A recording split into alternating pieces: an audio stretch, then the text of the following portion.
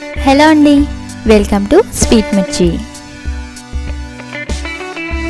ఈరోజు వీడియోలో పులిహోర పులుసుని ఎలా ప్రిపేర్ చేయాలో చూద్దాం.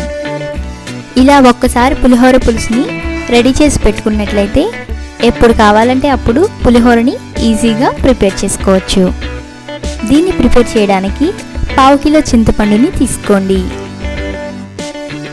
ఇప్పుడు మిక్సింగ్ బౌల్లో చింతపండుని సెపరేట్ చేస్తూ ఈనెలు గింజలు ఏమన్నా ఉంటే తీసేసి వేసుకోండి.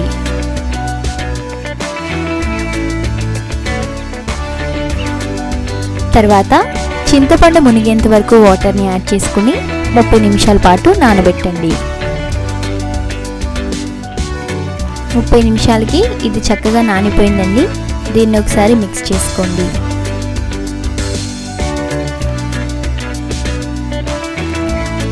ఇలా చేసుకున్న తర్వాత మిక్సీ జార్లోకి ట్రాన్స్ఫర్ చేసుకొని వీలైనంత మెత్తగా గ్రైండ్ చేసుకోండి.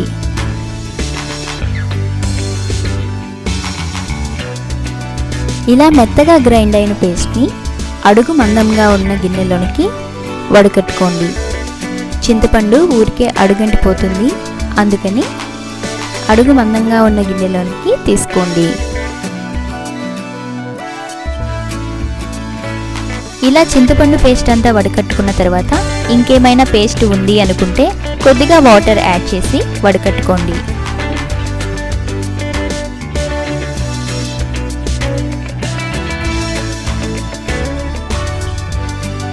ఇలా చింతపండు పేస్ట్ అంతా కలెక్ట్ చేసిన తర్వాత దీన్ని స్టవ్ మీద ఉంచి ఇందులో 12 నుండి 15 పచ్చిమిర్చిని ఇలా మధ్యలో ఘాటు పెట్టుకుని యాడ్ చేసుకోండి. ఇలా ఘాటు పెట్టడం వల్ల చింతపండు రసం వీటి మధ్యలోనికి వెళ్ళి ఘాటును తగ్గిస్తుంది. తర్వాత 2 రెబ్బల కరివేపాకు, 2 ఇంచుల అల్లంని చిన్న చిన్న ముక్కలుగా కట్ చేసుకొని యాడ్ చేసుకోండి. అలాగే 2 టేబుల్ స్పూన్ల బెల్లం, 2 టేబుల్ స్పూన్ల సాల్ట్, 1 టేబుల్ స్పూన్ పసుపు, 2 టేబుల్ స్పూన్ల మంచి నూనె యాడ్ చేసి మిక్స్ చేయండి.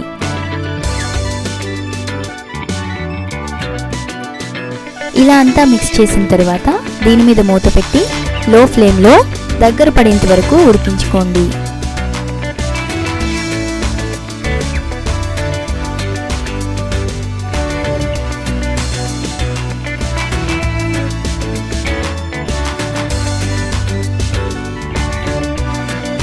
ఇలా దగ్గర పడేంత వరకు ఉడికించుకున్న తర్వాత దీని కన్సిస్టెన్సీని ఒకసారి చెక్ చేయండి. ఇలా జారుడుగా ఉంటే చింతపండు పులుసు రెడీ అయిపోయినట్లే.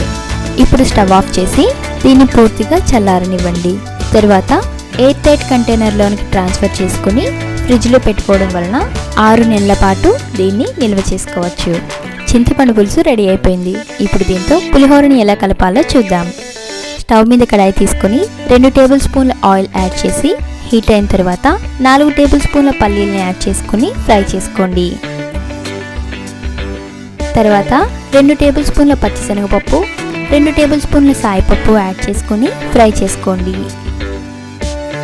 తర్వాత 1 టేబుల్ స్పూన్ జీలకర్ర, 1 టేబుల్ స్పూన్ ఆవాలు, 4 ఎండుమిర్చిని యాడ్ చేసి ఫ్రై చేసుకోండి.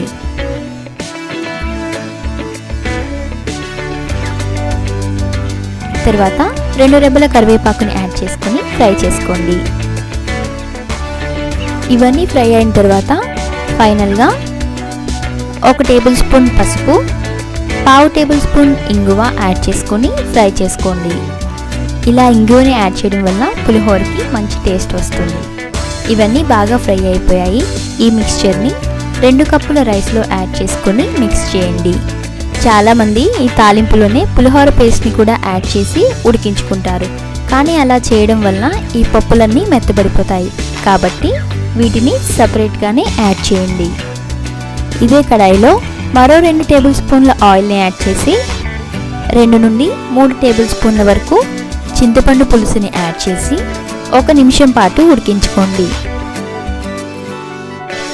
తర్వాత దీన్ని రైస్లోనికి యాడ్ చేసి మిక్స్ చేయండి.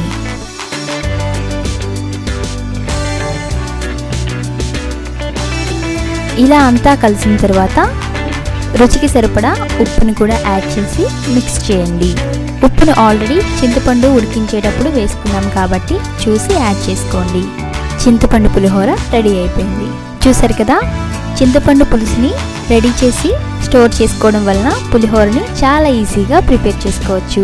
ఈ వీడియో కనుక మీకు నచ్చినట్లయితే లైక్ చేయండి, షేర్ చేయండి, స్వీట్ మిర్చి ఛానల్ని సబ్స్క్రైబ్ చేయండి.